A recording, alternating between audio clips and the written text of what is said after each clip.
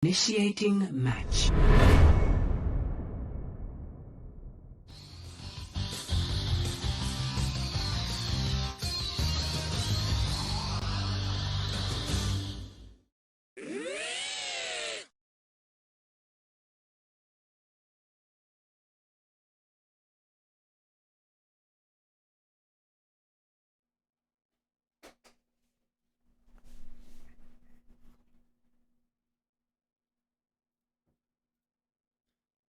Okay. So.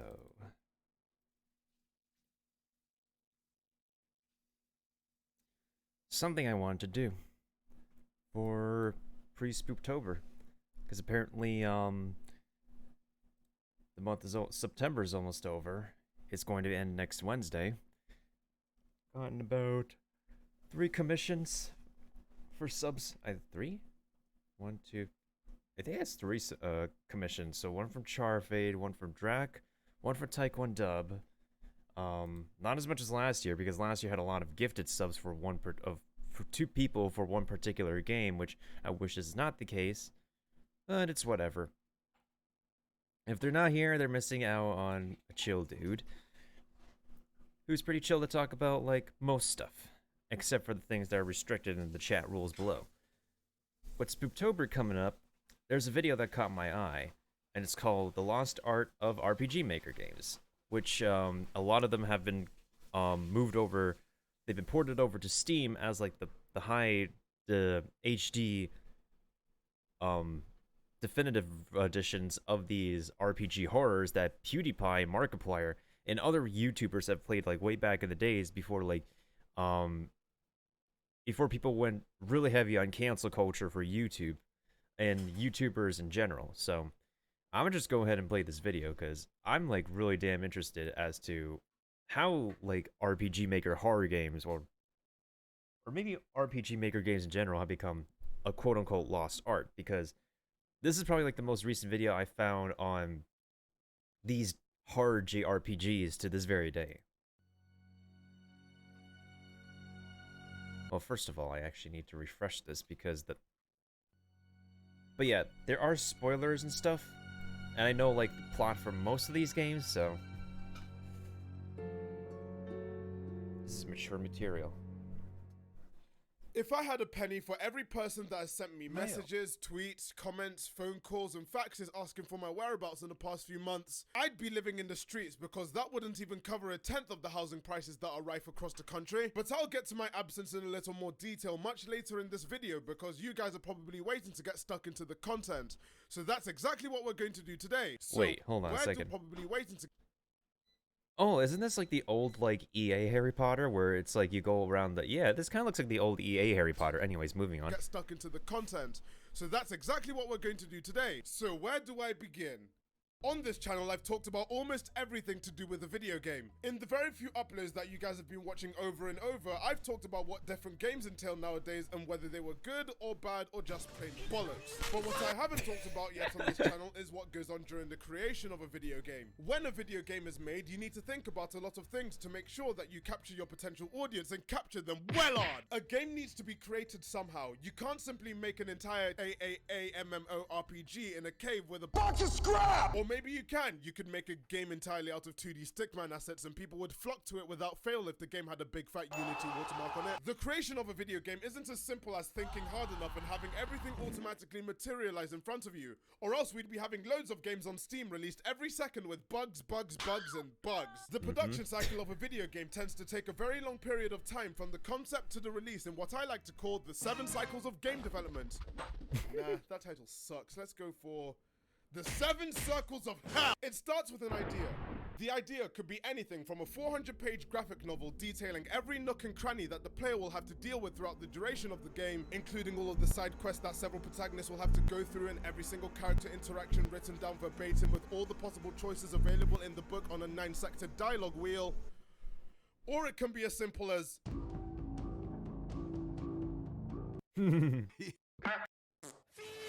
or something along those lines. No matter how detailed or simple the game idea is, it's essential to at least have one to start the development cycle of a game. You can't just make things up as you go along, or else you'll really get in a lot of trouble down the line, wouldn't you? Once you have the idea down, it's now time to flesh it out. Now this part would be extremely easy if you've already written 83 Bibles for your game. All you need to do is add 2 more words and then you're ready to publish. If you're Wait. 83 Bibles for Okay. Okay. Depression for ouch, that hurts. your game, all you need to do is add 2 more words and then you're ready to publish. If your idea was just a blank piece of A4 paper with an extremely detailed but barely drawn V, then you're going to have a much worse time. After your idea is expanded on, you now need to have a general idea as to when the game's going to be released. Now don't worry, your soon-to-be fans can wait years, if not decades, for a new release. Everyone knows that they're the most patient people in the world. Probably, maybe. No, they're not. Good luck choosing a date, but at least you can take comfort in knowing that the first date you reveal to the public will not be the actual deadline. After you've done all of those shenanigans, it's time for your final step. Develop the game, you cretin! It's time to put your developer skills to the test. It's bug squashing time. Minor bugs, dead. Major bugs, dead. Any other bugs you find, dead. The bugs can be as small as an item being placed where it isn't meant to be, or as major as a game-breaking asset you've decided to add to the game because you thought it would look nice, but it's a 3D toothbrush with 4 quintillion procedurally generated polygons and you're making a roguelike shooter. But we're getting way too ahead of ourselves here. We haven't even talked about the tools we're going to use to develop this horror game, one of which is the focus of this entire video. Now, if you're looking to make a horror game, you're completely shit out of luck because most of the major horror games you see all the popular YouTubers play are all on super secret engines that require you to barbecue your firstborn in order to even get a single lick of code. With games such as First Encounter Assault Recon, or the cheap way of saying it, fair, being made on game engines that sound like Harry Potter spells. Then you have other games such as Amnesia being developed on in-house engines that can only be deciphered by the original developers of the game. To everyone else, it looks like hieroglyphics or Latin. And who even learns Latin nowadays? Even if you wanted to make a game using the most widely available engines such as Unity and Unreal, you were stuck between an empty wallet and the simple fact that you can't code for shit. At the time, a single license to make your game on Unity would set you back 1,500 United States dollary dues, which is insane. But once you've acquired the software, you can make the best horror game of all time. Not really. Well, this sucks. With all these options out of the window, it looks like you can't make your special horror game that will capture the world by storm and have YouTubers and fans fawning over it. That is until...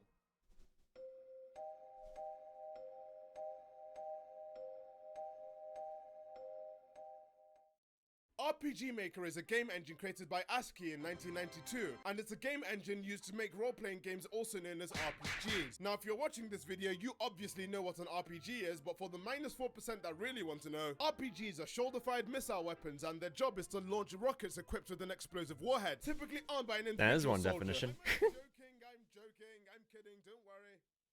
Role-playing games are a genre of games where the player controls the actions of a character or characters immersed in some well-defined universe. And they originated from games such as Dungeons & Dragons in the mid-1970s, where we had the highest of technological advances in game development history. Pens and papers. Essentially, RPGs boil down to a DeviantArt simulation. You make your own OC and world where it exists and then give them things like a personality, relatives, home, enemies, social security numbers, credit card numbers, passports, next of kin, blood type. The difference between the RPG genre and most other game genres is that this specific genre wasn't just limited to one specific region. 80. Everyone had a hand in making the genre as popular as it was. In fact, the genre as a whole is so incredibly popular and so culturally different between the West and the East that it split into 2 different subgenres, JRPG and WRPG. You had JRPG games such as Final Fantasy and Pokemon being the second and first best-selling franchises in the entire world. Then you had WRPG games and franchises such as Witcher and the Elder Scrolls series all enjoying massive successes in their own fields. Budding game developers looking to make it in the industry would probably look at the amount of dosh these corporations are getting and would definitely want a piece of the pie. Oh no, no, no, no, no! You can't have this piece. There are entry requirements to this field, and the most important requirement is where to even start. In comes the arse keys with RPG Maker 95 for Windows 95, released in 1997. Because that makes perfect sense, thanks Billiam. The first RPG Maker game released for Windows, it included a variety of mind-blowing innovations. Wait, did he say Billiam? Billiam? 95 for Windows 95, released in 1997. Because that makes perfect sense, thanks Billiam. Okay. The first RPG Maker game released for Windows, it included a variety of mind-blowing innovations such as a 2D tile engine, and the ability to have the game run in 480p. Now you were free to make the Pokemon ripoff you want and name it whatever you want. But there was a problem. As per everything related to video games that are released ever, you'll always get the very loud minority asking the same age-old question. Through this endless barrage of online abuse, the devs finally gave the people what they asked for and ported it to the PlayStation. RPG Maker, not to be confused with RPG Maker, is the first PlayStation version of the RPG Maker franchise and is the third installment overall. And this game allowed players with low game development experience to create their own RPGs. This was a 5-year-old kid's dream come true. Now they can spend countless hours making levels so bad and distorted you think you're about to be the next main star in a creepypasta game called Whoa.exe. After completing the so-called game, players could then transfer their files to friends via a memory card so they could play their own corrupted Lavender Town remake. Since this existed before the advent of the internet and things like Dropbox and Drive and Dregger, you could send people these files without worrying about Nintendo busting Dropbox and Drive and Dregger. Who uses Dregger? Oh, okay. You could send people these files without worrying about Nintendo busting down your doors with copyright pistol shooting everywhere. They used crossbows instead. The RPG Maker franchise continued to expand up until present day, with 14 versions released commercially, and of those 14, 4 of them actually had official English releases, with the devs opting to not move the software worldwide, prompting developers to find other ways to be able to get their hands on the Pokemon cash generator. Now some context is provided about the engine in which provided the basis of the video, it's time to move on to how this relates back to the horror genre. In the late 2000s, horror games had a major identity crisis, especially independently released horror games. People weren't sure about what they wanted in a horror game. Did they want scares galore?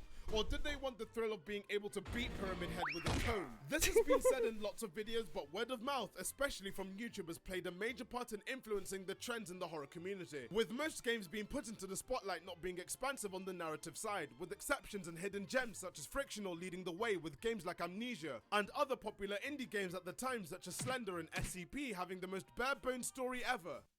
That doesn't mean to say that it's a bad thing, but horror fans were left wanting more from the genre as opposed to load in, get scared, die, uninstall game, disconnect PC, disconnect heart rate monitor and repeat. The AAA horror game industry wasn't doing swimmingly well either in those years, with most horror games deciding to bun the scares and story and focus more on action and being able to fight monsters with 5 chainsaws, 6 grenades and 7 bikes. Growing frustrations led people to look to Japan for some horror content to get stuck into, and they found a goldmine of content with several games already released centuries ago, albeit not translated yet, and people just waiting to get their hands on them. Which brings us to the next part of the video, where I'll be talking about some of my personal favorites and the most influential of this genre of horror games. I won't cover every single one of them in detail because, truth be told, there are dozens of them, and that's covering them all would Madfather. probably make the development time of this video disgustingly long. So I'll be going over the main ones I personally played.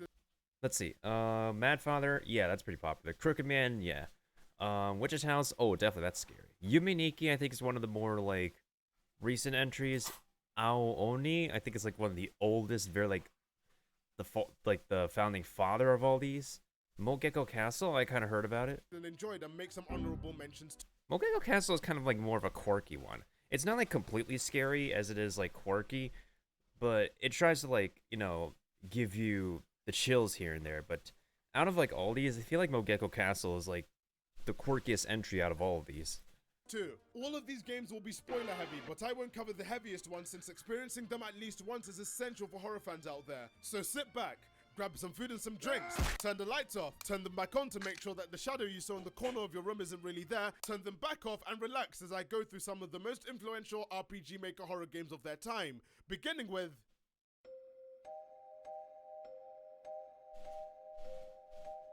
Yume Nikki. Yume Nikki was released on June 26, 2004 and used RPG Maker 2003. Why do the numbers never align? The game was developed by Kikiyama, a mysterious developer with little to no backstory about the development on the game since their information is literally nowhere on the internet. They just dropped a whole game and ran away, ding dong ditching Yume Nikki to the masses. In the game, you play as a hikikomori named Madotsuki, and you start the game in an apartment with you as in the game you play as a hikikomori named Hikikomori, reclusive adolescents or adults who withdraw from society and seek extreme degrees of isolation and Ooh. That sounds worse than what we're doing right now. Madotsuki, and you start the game in an apartment with you as the only person inside. Again, what is it with horror game protagonists and having Tories for parents, damn it? The Room is a working class Londoner's wet dream, and it's all yours for £500 a month. I wish. In the room, you have a desk with a lamp on it and nothing else, not even a gamer PC. But you still use it as a save point for you to save your dream. You also have a 4K OLED smart TV with all... Yo, what's up, TJ? Thanks for the lurk. I appreciate it, fam.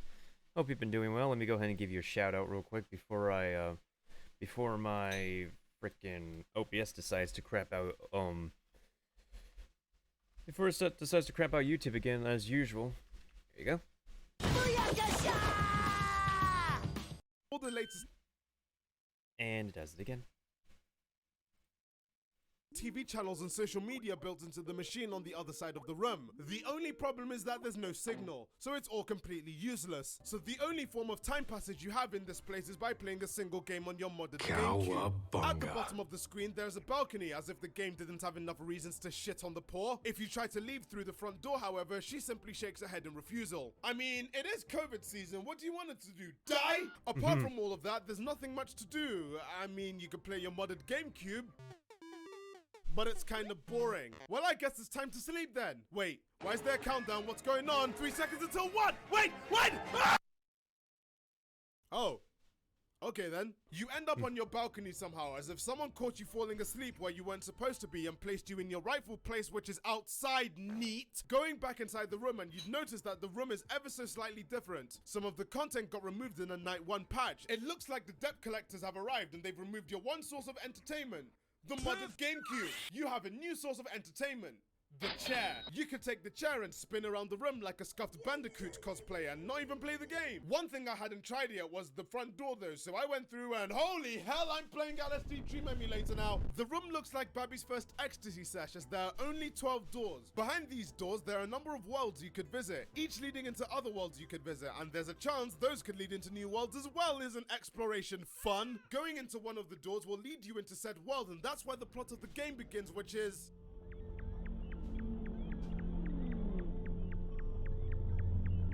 nothing. There's nothing much to do in the game. There is zero dialogue. The whole purpose of the game is to just explore and see what you're able to find in these surreal worlds where danger could lurk around any corner. Each world has different themes surrounding it, and your goal is to collect all 24 relics or effects. Somehow. Effects in the game do different things to your character. For example, make you fatter, make you smaller to fit through small crevices, or just turn your head into a lamp. You're probably wondering where to find these effects, aren't you? Well, you find them completely randomly after exploring an area for 5 minutes and regretting your life decisions and whatever led you to that moment. For a game developed on RPG Maker, there's not much RPGing going on. Where's all the battles, the turn-based combat, the leveling up, the quest? The game was simply made as a game for the player to explore. You can't even die in the game. Pressing a button allows you to just teleport back to the real world and document your findings in a dream notepad which saves your game. There's literally zero dialogue or story to the game, and it's almost entirely up to the player to speculate what goes on in the game. Only random character interactions and in-game events occur that provides just a small smidgen of content to what the hell is going on. But 0 multiplied by 3 is still 0. In fact, a whole video could be made about Yume Nikki's plot, but that would have to come much later. Now, the game gained popularity after its release in Japan, with Western audiences taking a liking to it because of the random in-game events you could encounter. It gained popularity in the West just because of that? I mean, then again, if this was in the last decade, like way in the early 2000s, like, yeah, that would make sense, but even still, like, you just walk around in a bunch of weird places that you gotta be, like, high or drunk to, like, play or watch. Like, like, I get that a really good horror game really just comes with the atmospheric horror, but this is just, like, mother levels of, like, atmosphere weirdness, complete weird champness. One of which is the infamous Uboa jump scare. That's a jump scare. Hey, we got a jump scare. But by the least of it, though, like, the thing I didn't actually get this game, though. I really ponder about whether or not this is, like, more of an experiment than an entertainment experience. It seems like more like a kind of mental experiment. You need to go through one of the doors to collect a lamp, then use that lamp in another door to collect a knife. Then after getting the knife, you then need to go through another world and explore randomly with no care in the world until you find a singular igloo in a world chock full of them. How the hell do you even think to do this on a regular playthrough? This singular igloo will take you to another world where you have to go in a very specific direction to reach a balloon, which will then teleport you to another balloon, which you then need to somehow pathfind your way up to another balloon that would teleport you to a path leading into someone's house. After you enter the house, you just have to simply shank her and leave. If you leave and re-enter the house, you're greeted with a surprise. She's still alive! You then have to keep leaving and re-entering the room while turning the lights off until something happens, with a 1 in 64 chance of the Uboa appearing when the lights are switched off. Imagine being the guy to discover this event for the first time, accidentally exploring the surroundings to find a house that just so happens to cause this. Now once the Uboa shows up, all the images, the closet, the windows, everything turns creepy and sports some googly eyes to freak you out. Once the Uboa appears, you are forced to touch it, and touching it will take you to yet another distorted world with absolutely nothing to do and zero escape. Unless you press the button and you're back in the bedroom. It was random spooky events that made the game so popular, with people becoming super sleuths overnight to decipher what other secrets could be in this game. And since this game was a borderline sandbox, people were still discovering cool stuff you could find in the game up until this day. For example, there's a random 1 in 64 chance of Madatsuki waking up and having her neck constantly turned to the left, rendering it impossible to use the diary or play video games. Another example is finding Takofusen in the White Desert. You'd be walking along, minding your own business, then what the fuck is this thing floating across the screen? Ew! This has a 1 in 3600 chance of appearing in every half-second interval that you stay in the White Desert. Or the pleb way of putting it, once every half hour. Yume Nikki was a highly influential RPG Maker game, and out of all the games in this video is the one with the least amount of story, leaving it completely up to the player to interpret. Its popularity made the game a certified cult classic from the Japanese Basket Weaving Archive 2 channel, and the Japanese really loving the game. Meanwhile, across the pond, us filthy Westerners managed to get our hands on it when the game received an English translation on February the 10th, 2012. The success and the popularity of Yume Nikki managed to spawn a mini franchise, including a 3D remake of the game that was released on February the 23rd, 2018, which was 8. So now we've talked about one of the greatest and most influential RPG Maker games ever made, it's time to talk about another RPG Maker game that, while not as good, was still extremely influential. Okay, lay it on me. Which one is it? Oh yeah, this one. Our Oni was released on November 2007 and was created using RPG Maker XP. We're time skipping now, oh my! The game was developed by a man called No Props, but you have to give him some props because this game actually has a story! We're finally using RPG Maker for its intended purpose! In the game, you play as Hiroshi, a strong, brave high school lad who's clearly the brains of the group. You hear rumors about a monster living within a remote mansion, and to you, that just sounds like absolute bollocks made up by the hackers known as Fortcan. We're strong and we're brave, do you understand? You decide to go and investigate the building, but you don't do it by yourself, you drag 3 of your mates with you. Mika, Takuro, and Takeshi. When you enter the house, Takeshi immediately wants to pussy out and leave, but you're not a pussy, are you? You're strong and you're brave! So you call Takeshi a pussy, and claim that there's no such thing as monsters since it's scientifically proven that monsters can't possibly exist. Statements that precede very unfortunate events indeed. Immediately after that statement, you hear the sound of statements that precede very unfortunate images that precede unfortunate events. Oof. Unfortunate events indeed. Immediately after that statement, you hear the sound of Steve Austin entering the house and you go and investigate that din, only to find that it was a plate, proving that monsters do indeed not exist and this was all a prank for the views. You go back to the main hall area where you started the game to proclaim your findings and how right you were, only to find that everyone is gone and to rub salt on the wound, the front door is locked. I will never get how these monsters managed to lock the door so quickly and conveniently have everyone scatter without making any noise. Are all of Hiroshi's friends in on the prank? Surely they'd make loads of noise if they saw a monster. I'd be screaming my nuts off to get the attention of a mate if I saw a monster after me. I completely sidetracked again. Nuts off to get the attention of a mate if I saw a monster after me. Oh damn, that looks kind of silly, but if this thing be coming after your booty in the hallway, yeah, you better run. Me?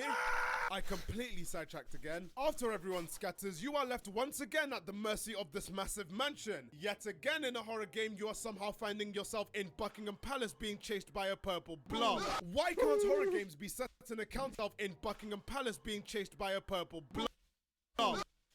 Why is KSI's picture, like, video clip always used? But yet his and his brother's reactions are just priceless. Why can't horror games be set in a council house in Hackney right next to a Dixie's Chicken and a Londis corner shop? After finding some of your mates around the house, you then go to the library to read a couple of books so you can expand your strong, brave brain. But then you suddenly get sent into a chase by, oh my god, it looks like I have to run now. What the hell is that? Why does it look like the dev just discovered the liquefy tool? Guess I'm running away. Spread faster! Oh, we somehow lost him.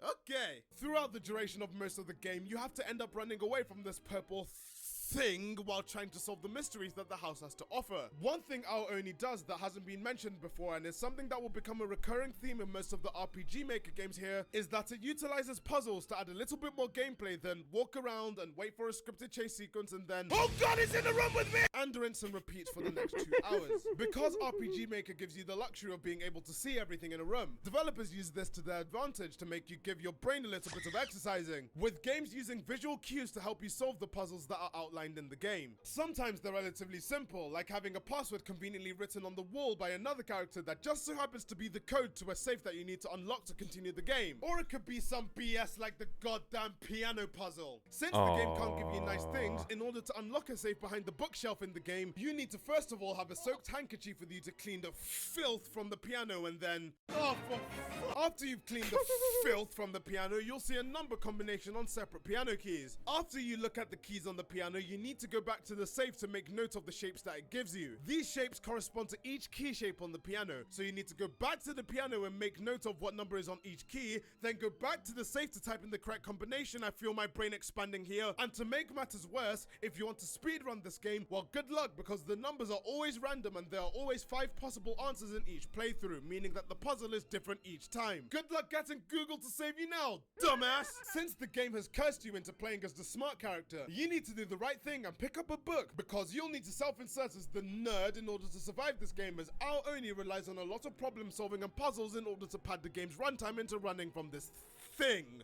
We haven't even talked about the thing that's chasing you yet. The Ao Oni, which translates to the blue ogre, is the sole resident of the mansion that you find yourself in. All the proportions on his face look like someone's just discovered face filters on Snapchat, and it has a very large head in comparison to his body looking like a hyper-realistic pivot stickman. The game doesn't give you much information about the backstory of the Oni, as it should, because it's infinitely scarier not knowing everything about every horror creature ever. What we do know about the Oni is that it could take the form of literally anything it kills, like a virus, and you find this out in a pretty decent way at the beginning of the game. After finding one of your friends deceased in one of the rooms, you go and investigate what's going on, and oh god, he's got a wig! And so begins yet another chase, and oh god, this critter is fast. I mean, not as fast as you, but he is fast and cunning as well, finding ways to cut you off just when you thought you could hit him with the jukes. These chases would be all well and good if you knew they were coming. But you don't. You could be wandering around the house minding your own business, then all of a sudden Blue Shrek busts through the door and starts chasing you through with discount psycho strings. All of these features and events made for a pretty creepy experience which was available for free, so everyone could experience it at least once and be scared. Several years after the release of the game, it would again start to gain popularity. Wait, hold on YouTube. a second. Scared. The experience which was available for free. Psycho strings. All of these. Whoa, there's different versions of the Oni? Like, you have the Muscle Man here, you have, like, the Freak Show here, you have the Spider one here, you have the multi-mouth tumor over here, you have the multi-eye tumor. Events made for a pretty creepy experience which was available for free, so everyone could experience it at least once and be scared. Several years after the release of the game, it would again start to gain popularity on YouTube through horror let's players playing through the game, and we all know how that one turned out. The popularity of Ao Oni led to it getting a series of novels, several anime adaptations, and a live action film, each with What? getting a series of novels. I'll read the novel, definitely, for sure. Oh, hey, the protagonist at least look like a spunky nerd here. Several anime adaptations. Anime adaptations. Oh, we gotta watch this for October. And a live action. Wait. This is completely stupid for okay, then again with Japanese movies live action adaptations, they tend to be stupid. Film, each with varying degrees of quality, but all of them showing just how effective RPG Maker could be in making a good horror experience. Now we had the groundworks for good RPG Maker games in the noughties, but things were a little silent in the years following the release of Our Only with a select few releases, but covering all those releases would take forever. So we're going to jump a couple of years into the future where the world would be introduced to many new and potentially influential games, all using the engines or clones of it in order to further their own narratives. Chapter 4/Part 1. The year is 2012. Everything good in the world happened this year. We had the Olympic Games where we won loads of gold medals. We had the release of Gangnam Style that started a dance craze so intense that old people were left wondering if transportation by carriage had returned. The last good Call of Duty game released and the world blew up. But none of these events would even reach the heights that was the RPG Maker plague. Could probably think of a better name than that, honestly. This was the year that we would see many games made on RPG Maker or other engines that would take the world, especially the gamer world, by storm. As I've said before, covering all of them in extreme detail would leave you here forever, and I don't want to do that. I'm not Hack9. So I'll be talking about the biggest ones that came out the year that I played and how they affected the community, what they did well and what they did not so well, starting the year early with... Well, that was a short intro. Ebe, yo, that's the music. Ebe was released on February 2012 and was created using RPG Maker 2000, skipping 1998 versions of the software. So in theory, the game should be playing at 8K resolution and look amazing, right? But don't let that take anything away from the game because it does a lot of really cool things in its own right. The game was developed by Kaori, and in the game you play as Ebe, a 9-year-old girl who was taken on a very exciting trip with her parents to an art museum. Yeah, at this point I'm not surprised all horror protagonists are Tories. The art gallery houses amazing works from various different eras and is fun for the whole family to visit. Hey! Wake up! When you start the game, Ebe goes to the counter with her parents while they confirm their attendance on this visit, after which she asks them if she can go off on her own in a big art gallery at the grand old age of 9 years old. Either she has the most trusting parents in the world and she secretly isn't a 9-year-old, or her parents are that neglectful. I do applaud the balls she has to ask her parents if she can wander around an art museum, home to the creepiest dwellers on the planet, and photography students, on her own. When I was that age, I was getting panic attacks at Tesco because I wandered off 2 aisles ahead and I somehow lost sight of my own parents and thought I got teleported into the void. Anyway, Ebe goes off on her own to explore this expansive museum and meet several people along the way that are also just there, admiring the pictures. She eventually finds herself in front of a certain painting called Fabricated World, which looks like someone just discovered you could change brush colors on MS Paint. And then the lights flicker and everyone's disappeared.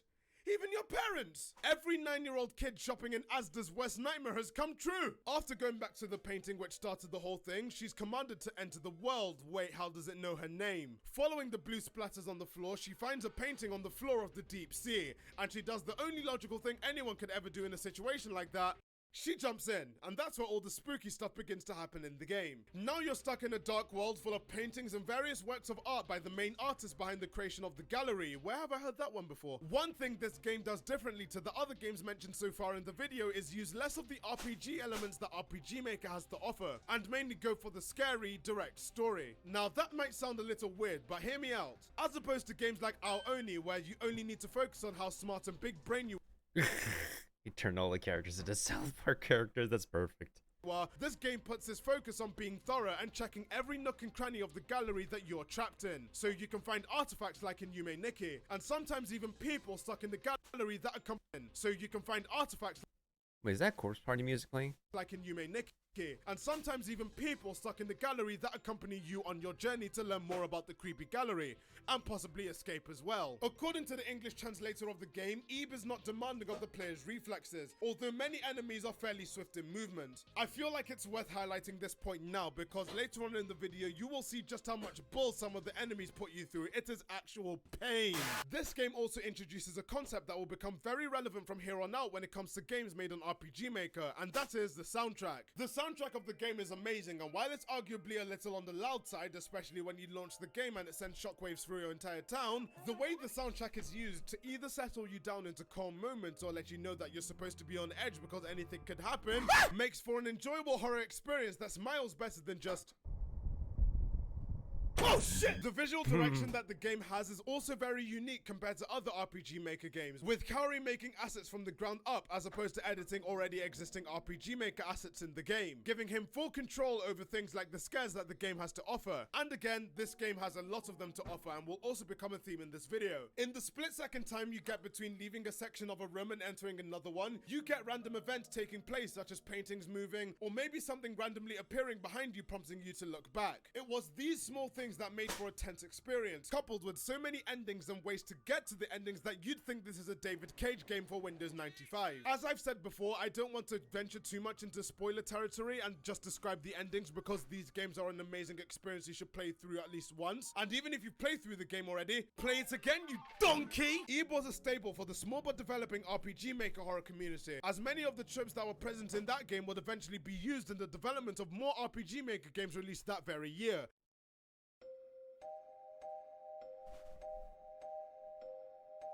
Oh, this is the quirky one. Mogeko Castle, definitely. Mogeko Castle was released on April 1st, 2012 and was made using RPG Maker 2000. And I very much would love to talk about the game in detail, but The Crooked Man was released sometime in 2012 and was developed by Yuri. No, not you! Now this game is slightly different to all the games I've mentioned so far in this video, because contrary to popular belief, this and a lot of games I'm going to go over here were not developed using RPG Maker. And everyone's gone. They were developed using Wolf RPG Editor, which is pretty much a Sainsbury's Value RPG Maker, which does the same things, but differently. In The Crooked Man, you play as a guy called David Hoover, a single lad who just bought a new apartment with the help of his two friends, Paul and Marion. Immediately, that's a major red flag, because who buys apartments in current year? Like, you must be completely stupid to attempt that in this climate. What are you, crazy? Anyways, he gets settled into the apartment and finally, a working class setup! Wow! He finds a letter with some ominous text. Then another, then another. Looks like the debt collectors came early, After finding letter after letter, probably letting him know that his rent's overdue, he goes on a trail which leads him into random abandoned areas in the town. But he isn't alone, because of course he isn't. At several points throughout the game, he sees it. Who's it, you may ask? It's a man with a neck bent at an impossible angle. It is the pee-pee poop. With the other people that you've met as David while playing the game, you now have to solve the puzzles and mysteries behind the area that you've managed to relocate yourself to, because it turns out that your house may or may not be a little haunted. David chalks this up to the previous tenants not telling him about the various malfunctions that the game has, and goes to find him, and you can probably already guess where this is going. This game is more direct on the horror aspects than the other ones that I've covered in this video, as even the menu is pretty bloody creepy. Like, who the hell deduced that this was a great idea to start the game with? This game uses a concept that RPG Maker games haven't covered yet, and it was the option to fight back against the monsters that are after you for the first time ever in a video game. In some parts of the game where I met the titular Crooked Man, the game gave me the option to kick the hell out of him to escape, and I can respect having someone who at least has the balls to fight back. And before you start shouting, but like T9, all the characters are like 1 year old. Well, have you seen what a literal baby's capable of? And you're telling me that none of the other horror protagonists in these games can at least put up a good fight? I don't buy it! This game is the first of an anthology of games called the Strange Men Anthology, and each of them... The Strange Man Anthology. This game is the first of an anthology of games called the Strange Men. Well, I think honestly the least sinister is probably the Sandman. Cause like the Sandman isn't really like a horror figure, but it's more like having a problem of trying to like put the world to sleep correctly, and for some reason you as the lone protagonist couldn't be able to sleep, and the Sandman is just there to like make sure that like you're sleeping. But dude is not really like dude is made to be a bad guy, was made to be seen as a bad guy, but he's not really a bad guy. He could be seen as the bad guy, but for some reason he's just really not the true bad guy. You know, all in all, in the Sandman, we just don't know who like the main enemy is. The world may never know. The Boogeyman, yeah, the Boogeyman, Crooked Man, yeah, they're definitely on the hard levels. The Hangman, I don't know what that's about yet, because I have not seen anybody play it. Anyways.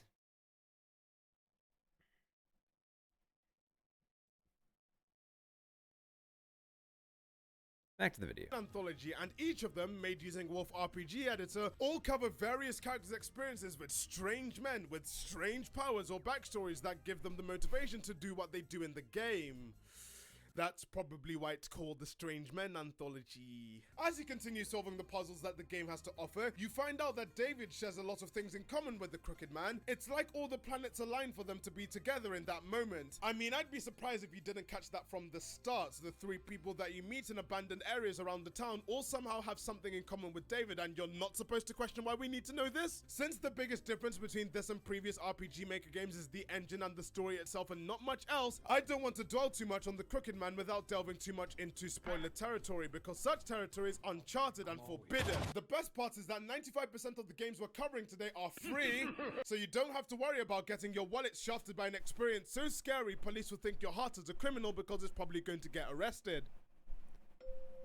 Well, you can get them on Steam for the most definitive edition. Oh no, The Witch's House. Now this is an experience. The Witch's House. Oh god, The Witch's House. The game was released on October 3rd, 2012 and was made using RPG Maker VX in a return to normalcy for this video. And out of all the games in this era, this one is probably my favorite for so many reasons. But before I get way too ahead of myself, let's cover the basics of the game, shall we? In the game, you play as a violin and you wake up in the middle of a forest soon after filming a video laughing at an almost dead body. After she has a rude awakening, Cello decides to go and leave the forest, only to find that the exit has been blocked by a ton of roses. That's what you get for pissing off Mother Nature, you heathen! She goes back and encounters a black cat just lounging in the open space, and you interact with it to find that it can talk. Cats are supposed to do that! This black cat becomes your savior and tour guide throughout the rest of the game, as he doesn't directly help you whatsoever, but introduces a feature that I have yet to talk about in this video, which is the option to save your game at any point. Interacting with the black cat would force him to greet you and provide you with a save point that you could come back to at any point if you end up dying in the game, and believe me, there are many ways you can bite it in this game, but I am again getting way too ahead of myself here. Let's go back a bit. When you enter the witch's house, Double Bass finds a singular room that has a note on it, and the note has only one command. Come to my room. You think nothing of the note and go back on your merry way out of the room and... And we are oh well, that's fun. You now have to play as orchestral string instruments as you make your way through each of the many floors and rooms of this house, finding clues on where exactly to go and how to cross treacherous paths, sometimes needing to think outside of the box to get solutions to problems outlined in front of you and learning more about the lore of the house. These are kept in scattered diary entries around the house that give you as a player much more context behind why you're trapped in the house and why this witch is so hell-bent on killing you dead. On the topic of deaths, this game is chock full of so many unique scenarios and animations leading to your character's death, you'd think that the game is called The Witch's Slaughterhouse. What?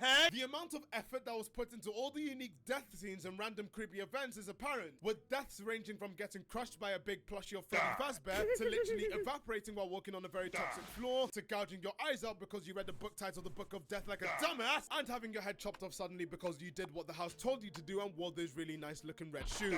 The sheer attention to detail makes every minute of the game's relatively short runtime worth it, as the world is so incredibly fleshed out. Different characters that you can interact with and gain more knowledge as to how screwed over you are, all the way to the house giving you random tips that are meant to take you closer and closer to what is, in my opinion, one of the best endings in a video game, granted you do things right. This game literally has it all. A really good atmospheric video game, granted you do things right. Major jump scare. This game literally has it all. A really good atmospheric soundtrack for every occasion in the game, animations that really show what RPG Maker is capable of, and sound design that adds to the creepy nature of the game. The sad reality is that I can't cover every single thing about this game in this video, since this game goes into heavy spoiler territory that you must at least experience once without me telling it to you. But what I can talk about are the scares, and my god, the scares in this game are pretty damn effective and all rely on big things busting into the room you're in to skin you alive! This game is chock full of random jump scares that serve to keep you on edge, and sometimes uses the dialogue box to straight up lie to you about things in the house, only to pull a sight card and The Witch's House was one of the most influential RPG Maker horror games of its time, providing a very good foundation to a lot of common tropes, especially jump scares, that many developers used to their advantage while making their own RPG horror games. The success of the original game also prompted the developer of the game to release a short novel about the events that happened before the game, putting it into even more context, with that novel getting a manga adaptation as well. The game also got a remake that you're seeing on the screen, made in a newer version of RPG Maker in 2018 too, which added a new mode called Extra, providing more context to the lore behind the witch's house and including a lot more deaths and challenging puzzles to get through. The devs even went out of their way to make some of the chase sequences even harder with more obstacles, or making it so that going back to the place that you thought you were safe in the original playthrough leads to a lot of the games that I cover will have full playthroughs available on the second channel and unedited on my third channel, so you can watch me play through them all again to get a massive nostalgia attack. Oh my god. That's both scary and fun at the same time. Oh, Mad Father, that's also a cult classic. Last but most certainly not least for this video is Mad Father. Mad Father was released on the 10th of December 2012 and was not made on the RPG Maker again. This one used Wolf RPG Editor instead. In the game you play as Aya Drevis, the 11-year-old daughter of Alfred and Monica, not you! And she's a shy girl who never goes outside, which is amazing for COVID season. She's well ahead of the curve. Both Aya and Monica are well aware of Alfred's big secret, and his big secret is that he likes to capture, experiment on, and kill humans in the basement like some type of mad father. Disaster suddenly strikes though, and Aya's mother suddenly dies from COVID-19. 1 year later. It's the anniversary of Monica's death, because of course things have to happen on the anniversary of someone's death. Why can't things just happen on an ordinary Wednesday? Oh, so why is she? Oh, wait, she's a little girl. Of course she's supposed to be cute.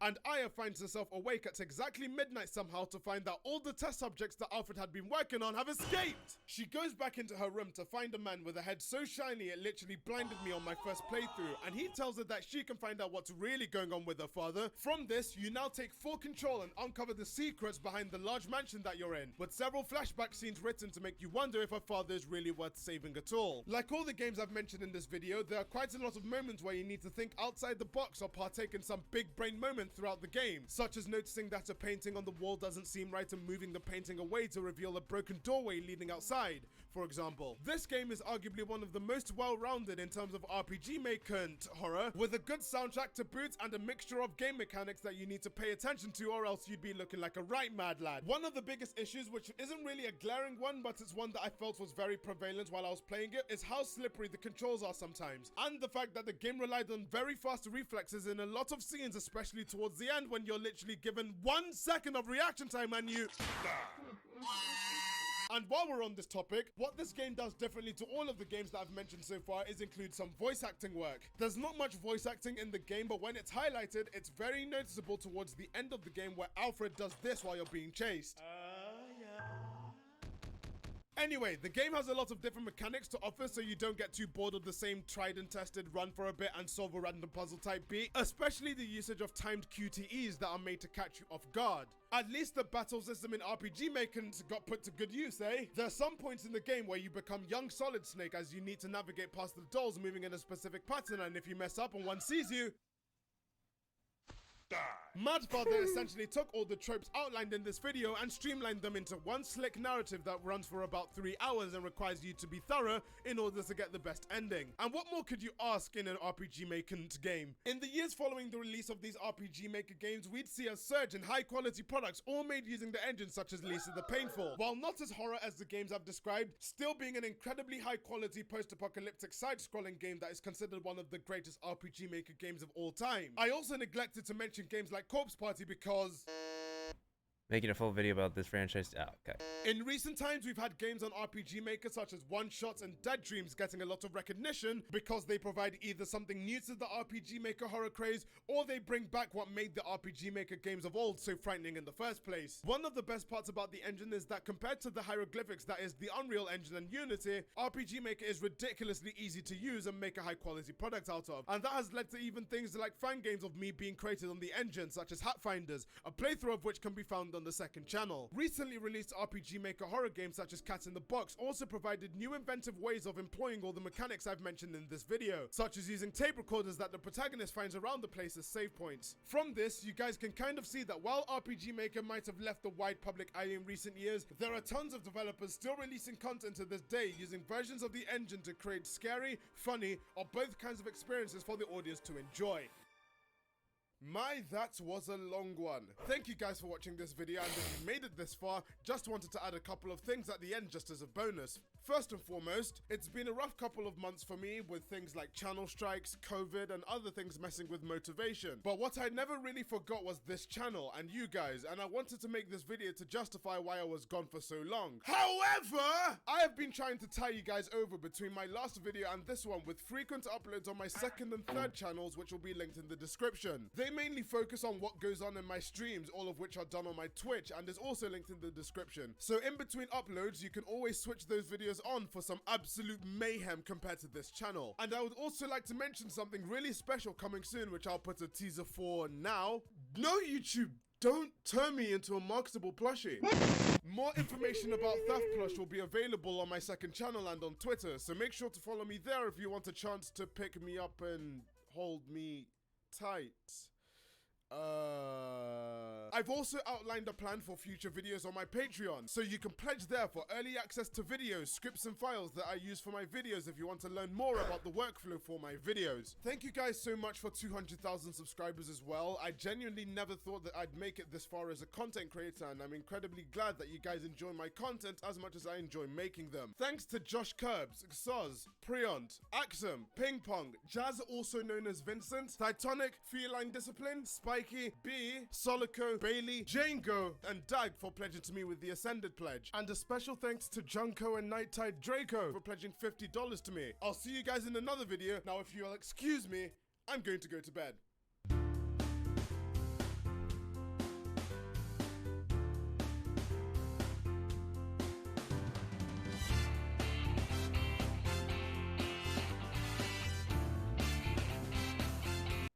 Oh boy. Yeah. I mean, horror RPGs can still work, but I think in today's day and crowd, it's just a little bit more difficult to be able to capture people's attention and stuff. But at the same time, it's just RPGs in general have a very selective crowd, and amongst most people who like I check and ask with and ask to see if they still play, most of them wouldn't really like get into RPGs in general unless it's like grabs their attention. That's like the thing with like most gamers nowadays, is that they want instant gratification. You don't really get that with RPGs. And I always get like recommended to me like, hey, can you play this game instead? Hey, can you play that game instead? And it's like, well, I'm just a person who's patient enough for RPGs, so I tend to be more of a work towards the gratification first, more than like do something to get instant gratification. Like, I'm used to the adventure like RPG format of games growing up. Before, I tend to be like a real-time combat action person and whatnot. So yeah, it really would depend. It can work, sometimes it doesn't work. It just really depends. Well, let me see if I can be able to find another video in the meantime. If not, I'll just probably switch over to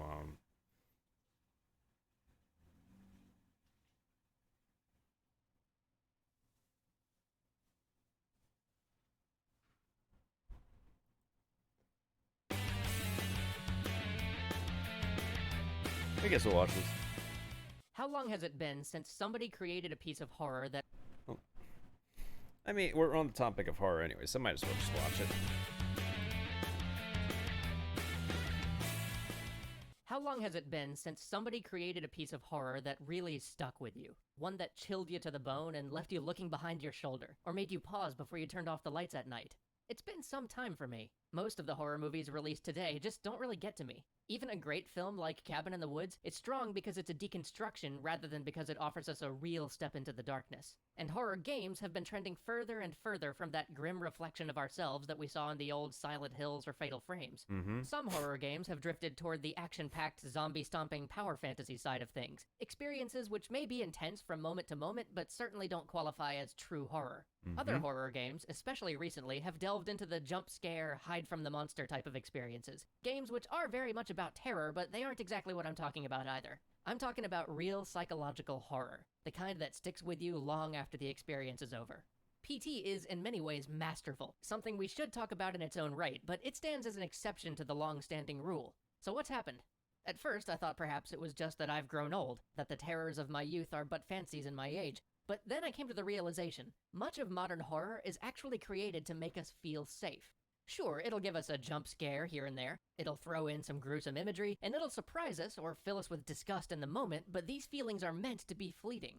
You're intended to leave the theater or put down the game and laugh about how silly you were to jump or to be frightened. You're supposed to feel powerful for not being scared, or for knowing that you can overcome that horror. You're supposed to go joke over coffee about how not scared you were, or snuggle up to a loved one. In general, you're supposed to leave the experience aware of how comfortably safe your real world is. And it's not that this is supposed to happen on a conscious level. Often, only the best creators of this form of horror are even particularly aware they're doing it. But insofar as this form of modern horror works, it works because it leaves you, on some subtle level, feeling safer about the real world we live in, rather than leaving you scared of the possible world it created. Now, there's nothing wrong with this kind of horror. I think it has its place. But it's not what someone like James wants. And he will be the first to admit that perhaps he carries some damage with him. That wanting horror experiences to linger in one's mind long after the experience is over might be kind of weird. But it's what he looks for when he enters into a horror experience. He wants to feel that fear. He wants to know that side of himself. There are spaghetti. a thousand spaghetti. ways to do this as we Why explore do you different burn sides of spaghetti? fear, some of which we've talked about in previous episodes. But today we're going to go into more depth talking about one, the uncanny. The uncanny is that sickly, creeping sense that something is wrong. It's this feeling that you can't shake, that gets under your skin. You can't put your finger on it, but something is out of place, or not quite right. Long, long ago, we talked about the uncanny valley, that place where a robot or a 3D model looks real enough for your brain to interpret them as being human, but something about them is just slightly off, enough so that it triggers a feeling of revulsion and disgust. That's sort of a microcosm of the uncanny in general. You ever wonder why a flickering light in an otherwise normal scene makes it so much more ominous? It's not even about fear of the dark. We get this sense even when we see a flickering light in an otherwise well-lit scene. And it's not just the irritation of something flashing on and off either. Otherwise, we'd just be feeling annoyed rather than unsettled. It's the fact that it doesn't belong there. Our brains understand what a normal house or a hallway looks like because we see them every day. On some subconscious level, we know that the flickering light is wrong somehow. Any well-maintained place wouldn't have such a thing. Thus, it makes us tense. It makes us feel like something is wrong in this room, and it makes us look for whatever else might be wrong. It sets up that anticipation that horror pieces so desperately need before they throw the main scare at you. David Lynch is a master at this. If you want a doctoral class on the uncanny, just watch Twin Peaks. Every scene, every line of dialogue, even the way the actors deliver their lines, is stilted and unnatural, yet not so unnatural that you can resign it to the realm of fantasy. The reason we can so easily brush aside many of the monsters in modern horror is that they so clearly exist outside of anything we would accept in our real world.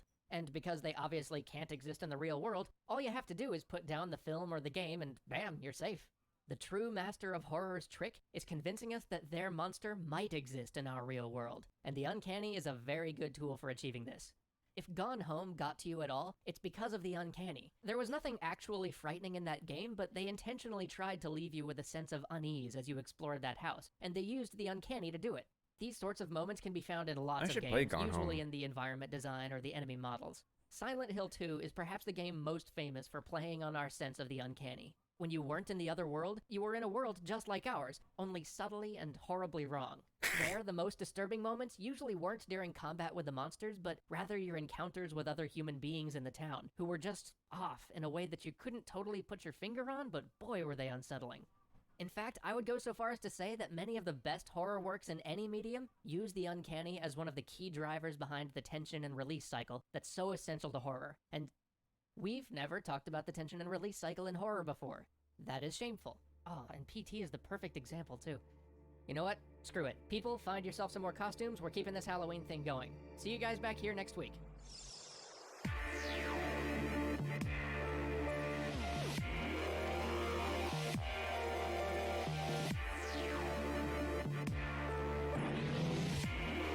Let's continue with this before I change games. Welcome to the second week of Halloween. Well, it ain't Halloween yet, but I want to watch this.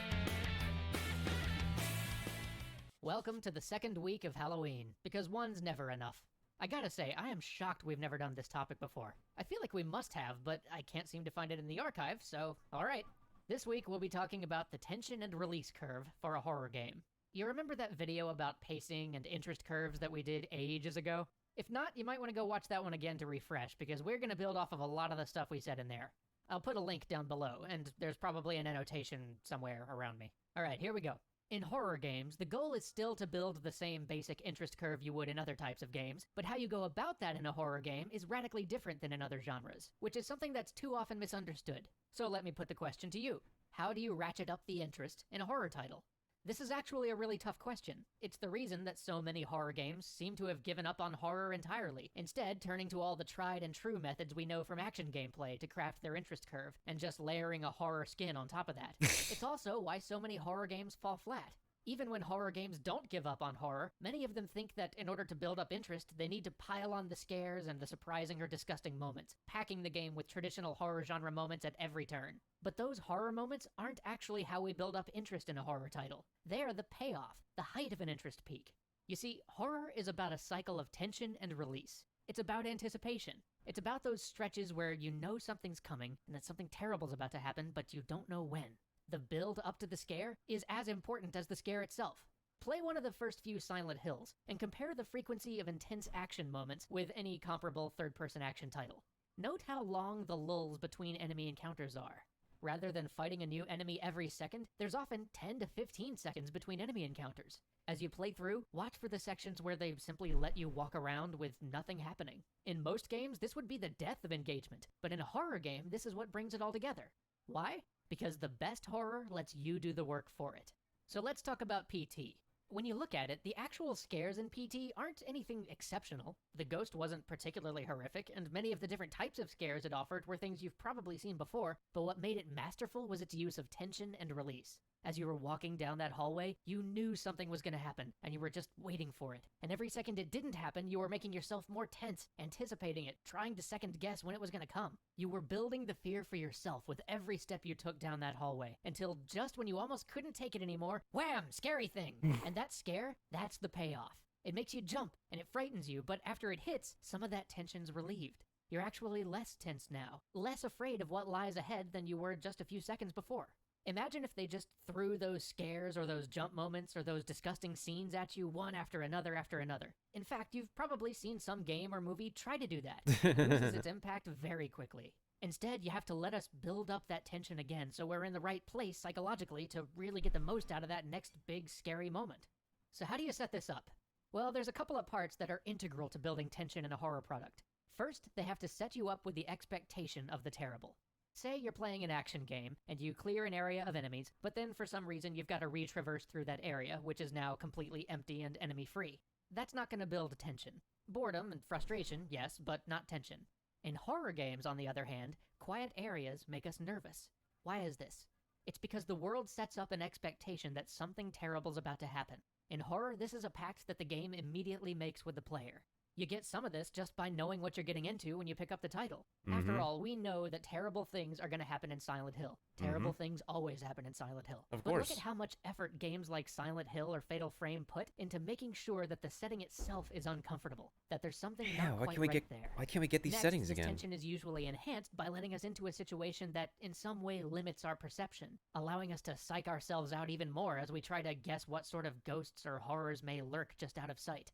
In Silent Hill, this is done with the fog. Fatal Frame does this with the invisibility of the ghosts. Slender does this with darkness, and many other games, heck, even PT, achieve this with right angles and closed doors. If you've ever had that moment of tension right before you turn a corner or open a door in a horror game, this is why. Finally, crafters of good horror will make sure that you can't actually anticipate the real threat. In horror, you have to make sure you don't overdo it, but many games will use things like the sound of a door creaking, or the rustle of leaves, or the sound of a pebble falling behind you to get your brain thinking there are threats where there are none. We do this with shadows and mirrors and mannequins all the time. These red herring threats keep your brain from feeling safe, from being able to predict when a real terror is coming. This, in turn, adds to the creeping unease you feel waiting for the real threat. So, to create the interest curve we want in our horror games, rather than building in action or even surprises, scares, or ghastly bits, we need to focus on building tension during the quiet, slow moments that put the player in the right frame of mind to be truly horrified when those big moments finally come. Only by thinking of this tension and release cycle can we actually create a good interest curve for this genre. And this is even more important for us as an industry as we start branching into genres beyond our typical action game. While the desired interest curve is similar regardless of whatever genre you're working in, what actually builds that interest within the genres is not. Alright, I guess we can pack up the Halloween stuff for now. Until next year.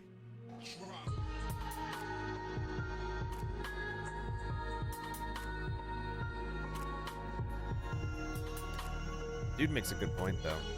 It does really feel like the latest horror games just seem to lose their touch, but it really depends nowadays what they can deliver. So that's why there's like some hopes for like Resident Evil Village, Resident Evil 8, because like there is the atmosphere. You're not dealing with normal zombies anymore. You're dealing with a group of cultists who can band or work together like the Las Plagas creatures in Resident Evil 4. Because of how synchronized they are. And we are so used to like zombies and zombie games that and we've essentially like learned through enough time, enough playthroughs that we know how to fight them. Depending per game, of course. Well, in any case, since I've finished watching this part and I don't have like much anybody else, not even like VIPs around to